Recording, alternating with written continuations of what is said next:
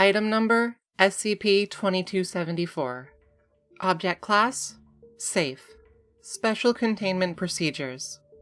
SCP-2274 is to be kept within its box in Standard Secure Locker Number 56. Under no circumstances should any personnel directly view SCP-2274. No testing is permitted at this time.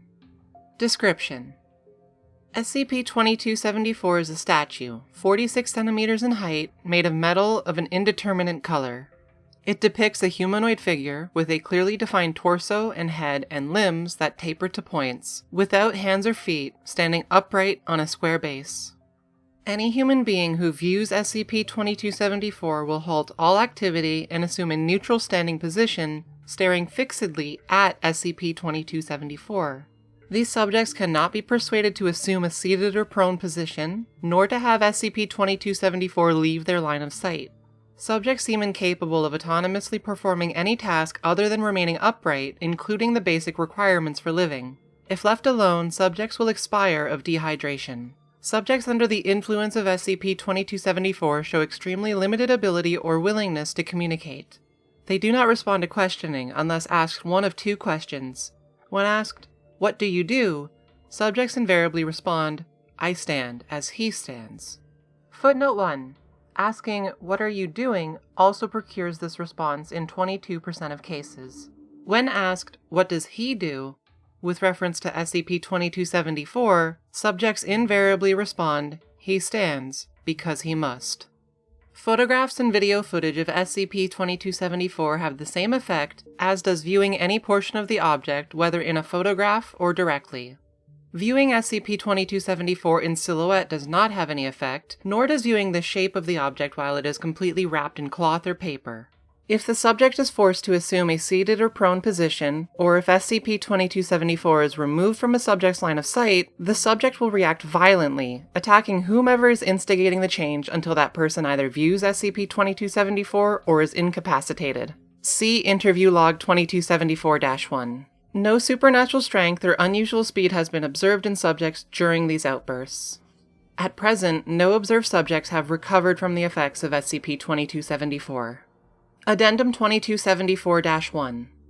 The object was recovered from the home of Carrie Redacted in Redacted, Texas, on a redacted date in the 2000s, when a friend who had just gone over to have dinner dialed 911, stating that Miss Redacted was just standing there and saying nothing except "I stand as he stands." Remaining on the line with the 911 operator, he tried to force her to turn towards him as they waited for first responders. She responded by delivering a blow that seemed to cause him to lose consciousness. Footnote 2. An autopsy of the man revealed a significant recent contusion and moderate amounts of bruising on the scalp. He was later found under the influence of SCP-2274 alongside her. The police officers who responded to the call were also found under the effect of SCP-2274. This development led to widespread fear amongst the police force, which alerted Agent Redacted and led the Foundation to launch an investigation. After the loss of Mobile Task Force Nu-12, the object, along with a cardboard box in which it was contained and two typed notes within the box, documents 2274-I and 2274-II, was recovered by drone and brought to Site-19. Neither the box nor the notes have exhibited any anomalous properties. Addendum 2274-2. Personnel with Level 2 security clearance or higher may refer to documents 2274-I and 2274-II, which were recovered along with SCP-2274. Document 2274-I.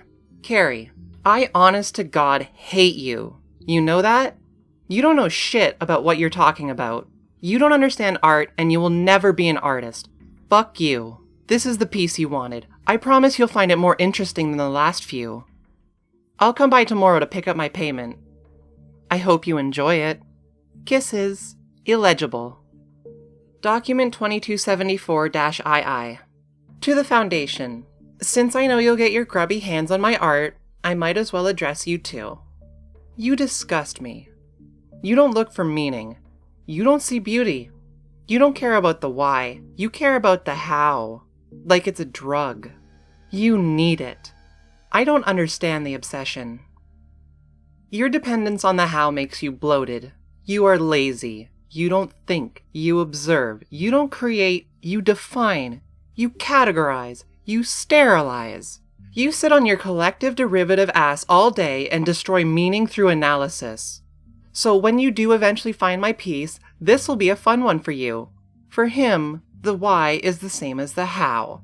He stands. He is his own.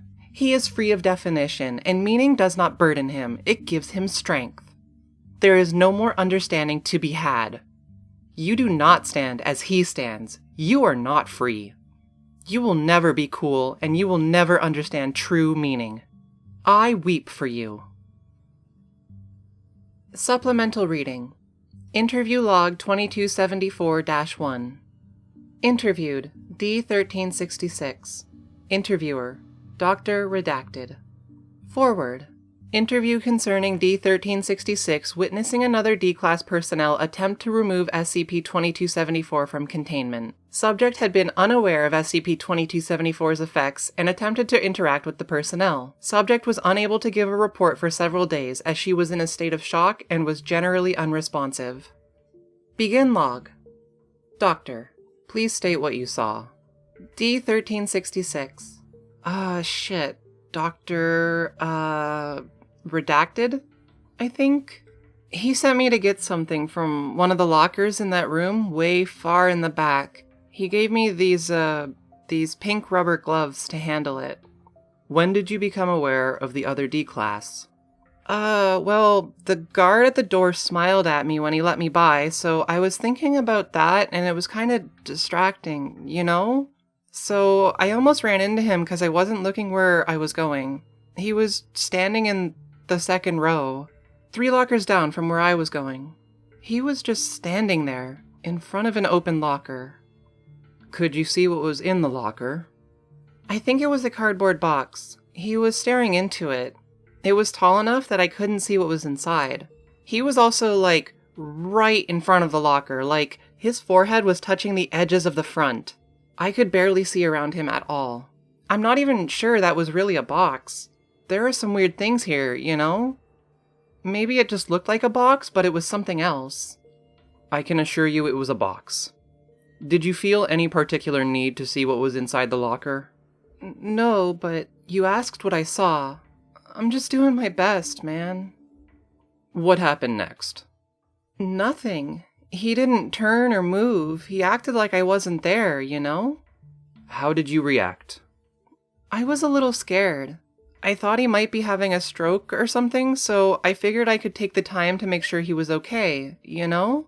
I figured it was, like, my responsibility, almost.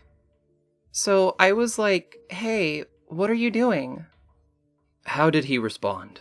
He said, I stand as he stands. Really flatly, like no emotion at all.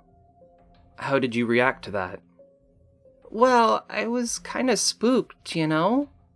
He was just kind of acting all creepy. I wasn't sure what he meant, and I kind of thought he was fucking with me, so I went to turn him around, and...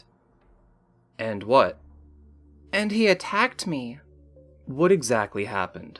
Well, I grabbed him on the shoulder, and I turned him to face me. His eyes were really, really glassy. There was drool on his chin. He just stood there and looked at me for like a second. Then he roared. Roared? Yeah, roared. Not screamed, not shouted. Roared. Like, really loudly. It sounded like it was coming from way down in his gut. Like, someplace primal, you know? It felt like it was vibrating the entire building. It was really scary and weird. It didn't sound... What? It didn't sound human. What happened next? He grabbed me by the throat and started choking me. My vision started to go blurry, and I was thinking, this is it, you know? This is how I die. I was terrified. They always say you're supposed to feel really calm when you realize you're gonna die, but I was really freaking out. Then what happened? The guard from the front of the room appeared at the other end of the row. He must have come investigating the roar. He pulled the other guy off me. Then what? Then he shot him. Do you remember anything after that? No, I passed out. I don't really remember much at all since then. I'm sorry if there's something important I forgot. It's just a lot, you know? I understand. I keep seeing him in my mind, over and over, you know? Most of his head was gone when he died. What could make someone act like that? End log. Closing statement. D-1366 was given a Class C amnestic immediately following the interview. No long-term psychological impact has been observed.